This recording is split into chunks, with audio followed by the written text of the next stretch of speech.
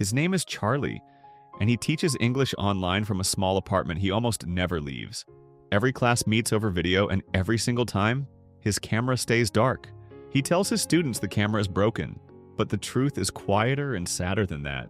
He doesn't want them to see him. His body has grown to nearly 600 pounds, and somewhere along the way it became something he hides from the entire world. There was a life before all of this. Years ago, Charlie had a wife named Mary and a little girl named Ellie. From the outside, they looked like the kind of family that might last forever. But when Ellie was only 8 years old, Charlie walked away from them. He left for one of his own students, a young man named Alan, and in doing so, he left behind nearly everything he had ever loved. For years afterward, he barely saw any of them. Now and then he would catch a brief moment with Mary, but she kept him away from their daughter. He wasn't asking for much. He only wanted to know how Ellie was doing, whether she was happy, who she was growing into. So Mary raised her alone, and with every passing year, the distance between this father and his daughter stretched a little wider. Then when Ellie turned 16, Alan took his own life. The guilt had been crushing him for a long time. Guilt over who he was and a love he could never quite make peace with. His death broke the man he left behind. Alone now, drowning in grief, Charlie finally understood the full weight of what he had thrown away. He wanted his family back. And more than anything in the world, he wanted his daughter. So he did the only thing that ever quieted the pain. He ate. He ate to fill the silence, to bury the guilt, to soften the loneliness until his body began to give out and the sickness truly set in.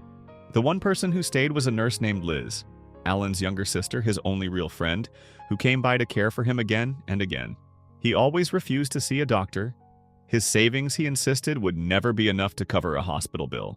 One evening, in a private and lonely moment, his heart suddenly seized with a pain so sharp it stole his breath. He reached for his phone to call Liz, but it slipped from his hand and slid beneath the table, far out of reach. He couldn't bend down to get it. He couldn't even move. In moments like these, when he believed the end might be near, there was only one thing he ever wanted. He wanted to hear an essay, a piece of writing about the novel Moby Dick that he loved more than he could explain. He wanted those words near him before he died, but the pain in his chest was too much, and he couldn't read a single line. This is Charlie's story. This is The Whale. That was when a young missionary named Thomas arrived at his door. Sent, he said, from the New Life Church. He came to preach. Instead, he found a man who looked like he was dying, and he reached for the phone to call an ambulance. But Charlie stopped him. He didn't want a hospital. He only wanted that essay read aloud. Thomas was baffled. Here was a sick man refusing help, asking instead to be read a piece of writing. Still, he read it. And somehow, as the words filled the room, Charlie began to feel calm again. He asked Thomas to bring him his phone so he could call Liz, and to stay a little while just in case things took a turn. Soon enough, Liz arrived. She checked his blood pressure, and it was dangerously high. Charlie hadn't even been able to make it to the bathroom all day, and he needed her help just to rise from the couch.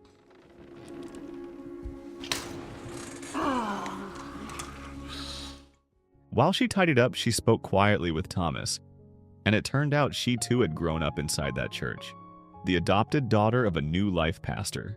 Gently, she asked Thomas to leave. In her eyes, faith would only pull Charlie deeper into despair. After all, she believed it was guilt and religion that had convinced Alan his love was a sin, and that had led him to the bridge. When Charlie came out of the bathroom, Liz pressed him to go to a hospital at once. His heart was failing. Congestive heart failure, she explained, a heart no longer strong enough to push blood through his body. And she gave him the truth he kept refusing to hear. He likely had less than a week to live. Even then, he wouldn't go. He had no insurance and no way to face the cost. That night, in front of the television, he ate a bucket of fried chicken as if nothing were wrong. And after Liz went home, he made his way slowly to bed. We see in those few steps just how far things have gone. He walks with a cane braced on 4 legs. Beside his bed hang handles and a long reach just to turn the lights on and off, because even that small motion has become a struggle. By Tuesday, Charlie searched online to understand his own numbers, and what he found left no room for doubt. His condition was advanced, and he needed a doctor immediately. After he washed up that morning, there was a knock at the door. It was Ellie, his daughter, 17 now, and in her final year of high school. She had been suspended for humiliating a classmate online, and she was failing, on track not to graduate at all. He tried gently to ask about her life, about school, about her. Every answer came back cold and cutting. She told him plainly that he was disgusting. Not for his body, but for what he had done. For leaving her when she was 8, for trading his family for his student. She turned to go, but Charlie, desperate for any more time with her, offered her something. "Stay with me," he said. "Let me help you." He would tutor her in English, the very thing he taught, and he would pay her for it. When she learned her father was a teacher who would pay, she had an idea of her own. She wanted him to simply do her essays for her, because a single strong grade might be enough to let her graduate, but Charlie, both her teacher and her father, refused to just hand her the answers. He wanted to actually teach her because teaching her meant time with her. He went further. He told her he would give her everything in his bank account, every dollar of his savings on one condition. She had to keep it secret from her mother. But Ellie, already boiling with anger, rose to leave. And before she did, cruelly, she forced him to stand and walk to her without his cane, his legs barely able to hold his weight. He fought for every step, straining, refusing to fall, just to reach the door where she stood.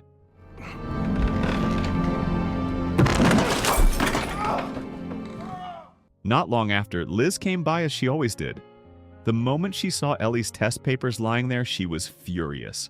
To her, the girls' visits were doing nothing but dragging Charlie down and making him sicker. He tried to explain. He only wanted to repair something with his daughter before it was too late. He even showed Liz the unsettling things Ellie posted online, convinced the girl had no friends in the world.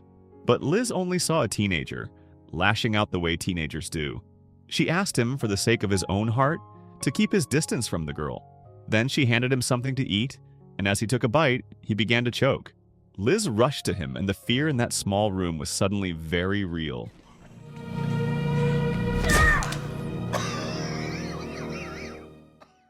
On Wednesday, after his online class, Charlie's thoughts drifted back to Alan. He went to open the door to Alan's room, reaching for the key he kept hidden above the frame, but it fell to the floor and slid out of reach. Even picking up a key had become impossible, so he left it there beneath the table. When Ellie returned, he tried to talk to her about her writing, and he meant it when he said it was good. She had taken a poem apart in a way most people never would, but her words to him stayed just as sharp as before. As they talked, she learned for the first time why her father's body had grown the way it had. It was grief. It was Alan. He asked her to write something honest, anything that was on her mind, while he stepped away for a moment. But instead of the bathroom, what she heard was the sound of him crying, the faucet running so the world wouldn't hear it. She heard it anyway.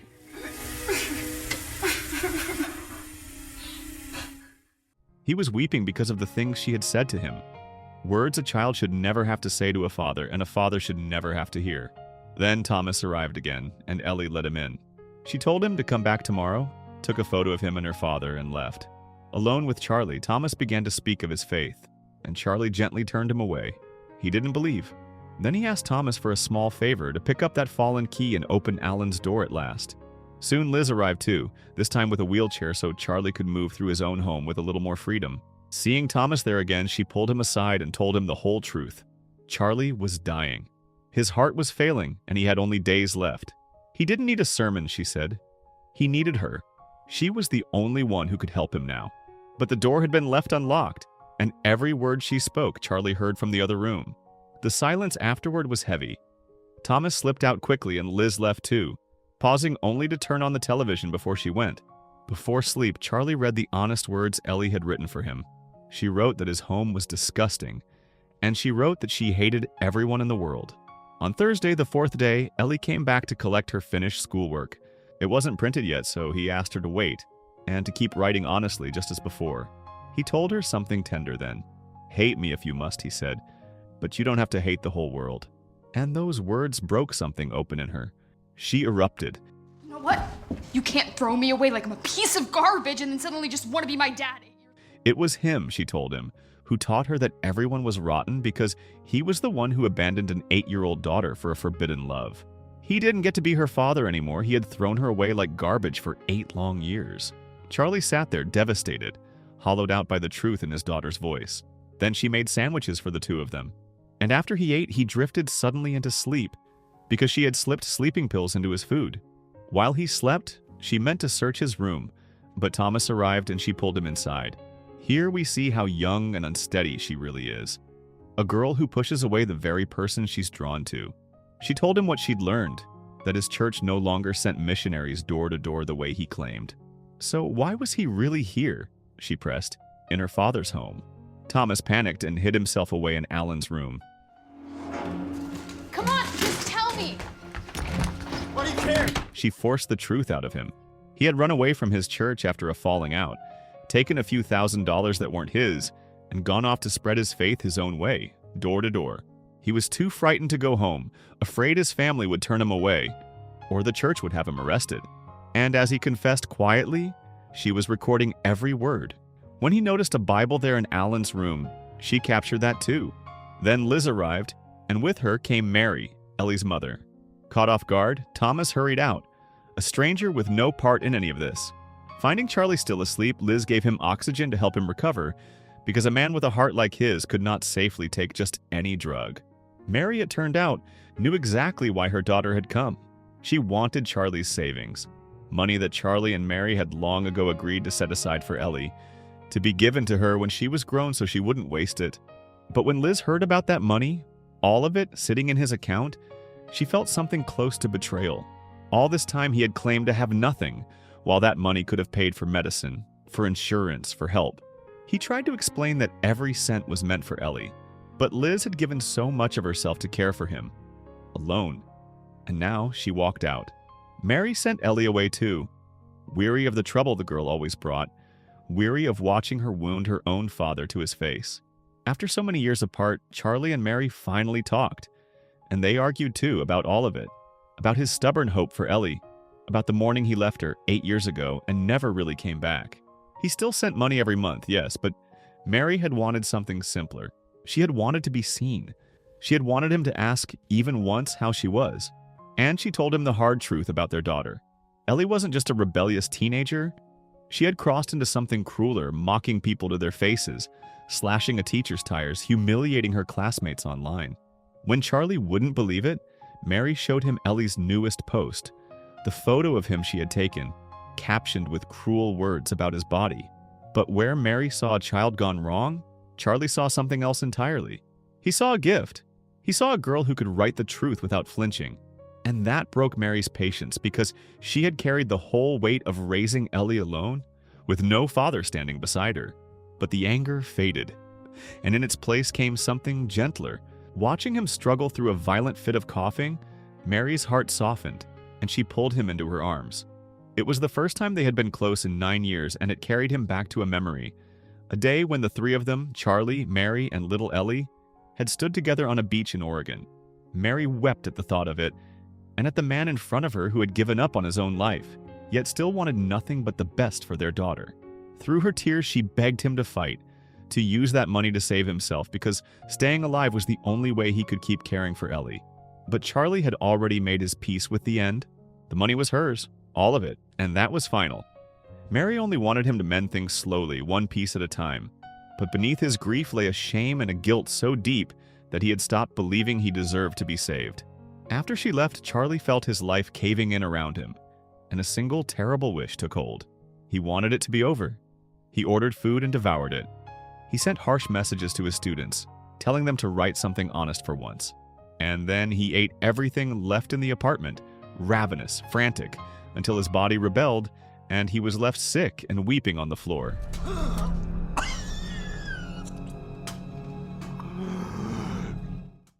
Thomas came back one last time. He told Charlie the full story, that he was no missionary at all, only a young man running from his own mistakes. And he carried news. Ellie had sent that recording and the photo to his church and to his family. But no one was angry. The door was still open for him. He was forgiven, even for the money he took. Hearing this, Charlie felt a strange calm settle over him, because it meant that beneath all her cruelty, his daughter still carried something like mercy. Then Thomas read aloud a verse Alan had marked in his Bible, a verse that revealed how deeply Alan had come to regret his love for Charlie, how he believed it had pulled him away from his faith.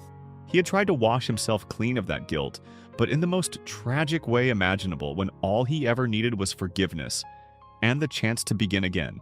Charlie sank lower still. He felt that he was the most repulsive thing in the world, and he asked Thomas gently to go home to the family that was waiting for him. On Friday morning, after reading the honest words his students had finally written, Charlie did something he had not done in years. He turned on his camera. He let them see all of him, and he told them the truth that the assignments and the lectures had never really mattered. What mattered was honesty, the courage they had each shown by writing what was real. A person who can be honest with themselves and with the world, he said, is worth so much more than one who hides behind the words, "I'm fine." Then he pulled off his headset, lifted his laptop, and let it fall, shattering it against the floor. Liz returned not long after, carrying the guilt of having left him, and what she found undid her. Together they wept, for Charlie and for Alan, whose death still hung over both of them. And in that moment, Charlie thought of what Ellie had done, how she had used Thomas's confession not to destroy him, but to bring him home. He understood something then. People who seem cruel are rarely cruel all the way through. There's always a reason buried somewhere beneath it. And he understood his own failure too, that as a father he should have been a guide, a steady hand, the kind of man his wife and daughter could have leaned on. Then Ellie came. She saw how far he had slipped and begged him to call an ambulance. But Charlie chose instead to spend his last strength talking to her because he knew his time was nearly gone. Liz stepped downstairs to give them this, and the truth of why Ellie had come spilled out. She was furious. He had taken an old essay of hers, written years ago about Moby Dick, and turned it in as her schoolwork, and because of it, she had failed. But to Charlie, that essay was the most beautiful thing he had ever read. It was her, completely and honestly her. That was why, in every moment he believed he was dying, he had reached for those same words, or asked someone to read them to him. He had no photograph of his daughter. That essay was the only thing in the world that let him see her face. Through his tears, fighting the pain in his chest, Charlie finally said the words he had carried for 9 years. He was sorry. Sorry for leaving. Sorry for everything. And he asked her to read the essay to him. One last time. As her voice filled the room, Charlie gathered the last of his strength and began to rise. He stood. He fought against his own failing body, against his own failing heart, and he walked, step by trembling step, toward his only child. Herman Melville. The author recounts his story of being at sea. In the first part of his book, the author, calling himself Ishmael, is in a small seaside town, and he's sharing a bed with a man named Queequeg. The author and Queequeg go to church, and later set out on a ship captained by a pirate named Ahab who is missing a leg. And there, at last, just steps from his daughter, Charlie let go. The film closes on the memory he held closest of all that day, 9 years before, when Charlie, Mary, and Ellie stood together on a beach in Oregon. A family, whole, in the warm and golden light.